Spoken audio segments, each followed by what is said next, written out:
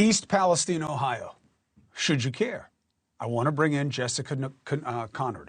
She lives in East Palestine, says it's gotten so bad, she doesn't know whom to trust. She joins us now. Thank you very much for taking the opportunity. People have moved on. They're going to hear from the government that everything's okay there. You know, I mean, it's still a little bit of something, but no real cause for concern. What do you say?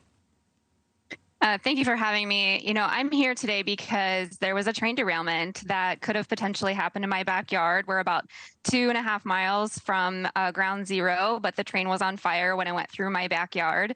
And we've unfortunately had some serious health risks as a result. We are experiencing acute illness still, and it's progressed from nosebleeds and intestinal issues to now some neurological symptoms.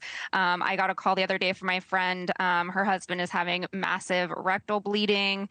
These are serious issues for people that don't really have a past history of those. I know personally for my family, recurrent sinusitis and eye infections that just won't go away. So, you know, we're here because there was a release and burn of 115,000 gallons of vinyl chloride, which we now know because of the NTSB hearing that wasn't necessarily needed, which is a very big bombshell in this case.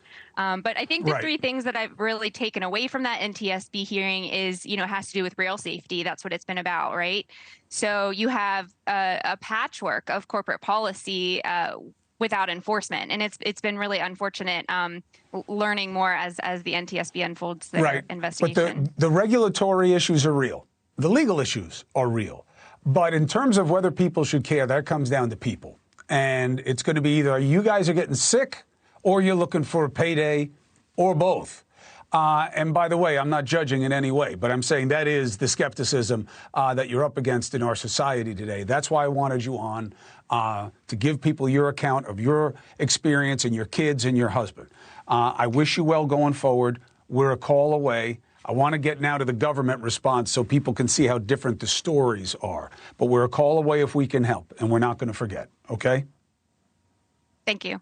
Thank you for having me on. All right. Let me bring in Rich McHugh right now because he talked to somebody at the EPA. Now, what do they say? Hey, Chris. So I've been trying to talk to the EPA for literally since this started because they've been saying all along the air is safe here. They say, you know, it's safe for residents. I say people are sick. I've seen diagnosis of vinyl chloride in their system. He said, you know, we don't know that they have it. We don't know what the pathway to exposure. And I said, well, roll the clip. I challenged him. I can't see an exposure pathway. You know, the soils. Hold on. Yeah. You can't see an exposure pathway. 5 tankers of vinyl chloride were burned here. That's right.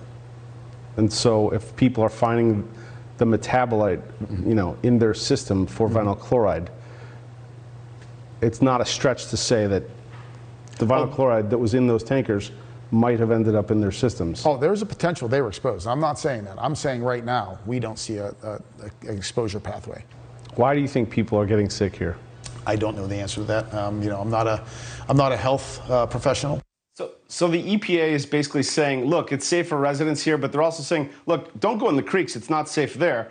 And they're also saying, well, we're not finding the air quality is safe. But I asked, are you testing inside? Well, we're not testing inside. So there's independent testing, and I know you're going to get to that. Independent testing has found dioxins and harmful materials, and the EPA is not finding these. So I think they're talking out of both sides of their mouth. Institutional integrity. It's one of the biggest issues going into the election, and with good reason, and we got a problem with it in this story, brother. Stay on it, Rich. I appreciate you. That was a very important piece of the puzzle. So now let's bring in Scott Smith, okay? Chief Sustainability Officer, ACO Integrated Technologies, meaning he measures this kind of stuff. What do you make of that? I don't see a pathway. Well, thanks for having me, Chris. The EPA, unfortunately, is just not credible. They don't see a pathway, but they're not health experts. It's that simple. And the pathway is very simple. Residents were not sick before. They're sick now. They're continuing to get sick. You can't find what you don't look for. I've invited them over and over on furnace filters. And the bottom line is we took a control where the plume was not, people weren't sick. It wasn't just a few percent more, it was 14,000% more. So the data is there. And for whatever reason, the EPA, you can't find what you don't look for. We don't see an exposure pathway, just not credible. Hey, thank you for watching. Please go to newsnationnow.com, newsnationnow.com, and you can find NewsNation on your television provider. And don't forget to click the red subscribe button down below. Then you will get more of NewsNation's fact-driven coverage.